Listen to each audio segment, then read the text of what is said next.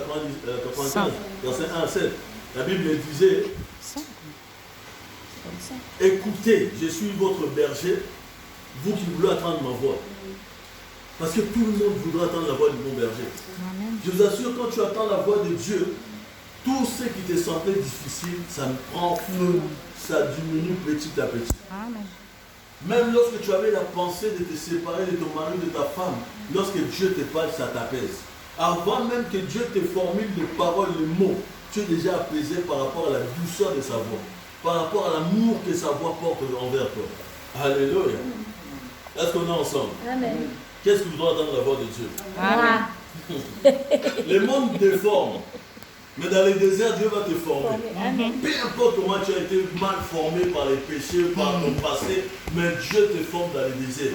Par exemple, tu peux vivre des temps difficiles. Tu as l'impression que Dieu ne te parle plus. Tu as l'impression, même ton père spirituel, il ne voit pas ce que tu vis. Tu as l'impression que personne ne comprend ta situation. Mais Dieu, il sait où il veut t'emmener. Amen.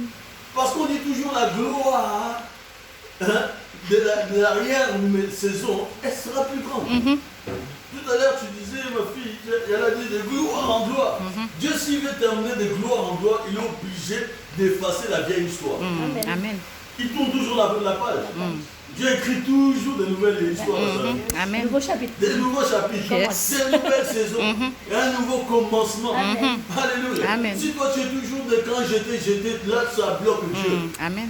Dieu il a besoin de tu seras et tu deviendras. Amen. Dieu est un Dieu, il a l'avance dans son pied droit sur ton avenir.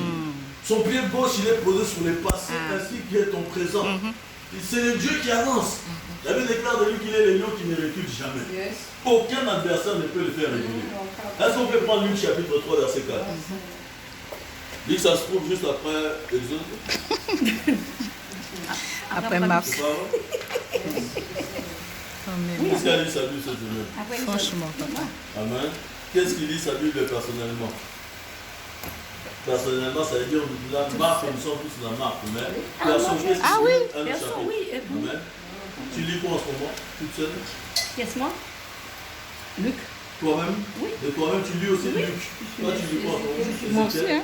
Moi aussi, j'étais chez Luc. Ah, oui. J'étais chez Luc aussi. Tu as lu quoi cette semaine? Ben oui. Tu as lu quoi? Et avec Marc, parce qu'on fait Marc aussi. Ça va venir. Ok. Amen.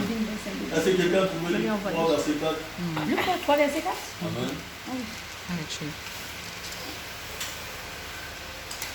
On parle du prophète Isaïe.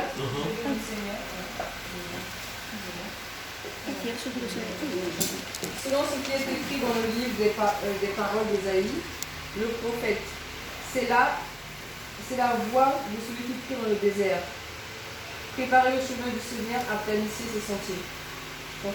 Merci, tu peux t'arrêter là, merci. C'est dans le désert qu'on crie. Pourquoi dans le désert? On se dit que Jean-Baptiste, il est fou, il est malade.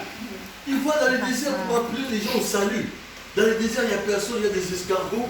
Peut-être on peut en trouver des scorpions et des serpents. Mais lui, il va dans les déserts, mais il n'y a personne dans le désert. Dans le désert, on ne survit pas, on ne vit pas. On meurt. À sécheresse, on meurt. Alléluia. Amen. Mais lui, il est là, il est en train de dire ça. Or que la Bible ne nous avait pas dit ça. Les Saints-Esprits nous révèlent que Jean-Baptiste était dans le désert pour rencontrer des anges de Dieu. Il était dans le désert pour être formé. Or, il recevait la révélation de Dieu.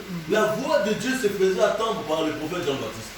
Dieu lui avait déjà prophétisé que lorsque tu verras les ciels s'ouvrir, dans notre époque, même avant Moïse, même après Noé, les ciels ne s'étaient jamais ouverts. Amen. Les ciels s'est ouvert à l'époque de Jean-Baptiste.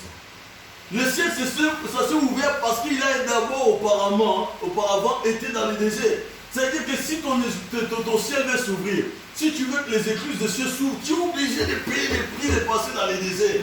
Et c'est là où il va nous donner sa révélation. Dieu m'avait dit, si je vois la colombe descendre, sur qui je verrai la colombe descendre, c'est celui-là qui est le Christ, loin de Dieu. Après il montre du doigt, il dit, voici l'agneau qui ôte les péchés du monde. Il avait reconnu pourquoi? Parce qu'il avait été dans les déserts chercher la révélation. Malgré qu'il était dans le ventre d'Élisabeth, il avait été mis à part, mais il fallait qu'il paye les prix. Tu peux te dire, non, Jésus il a tout fait. Moi, je n'ai pas besoin de payer les prix. Moi, je n'ai pas besoin de faire des efforts. Jésus il a tout fait. Tu es aussi obligé de payer les prix. Il y a des choses que tu n'as pas besoin de faire, le jeûne. Mais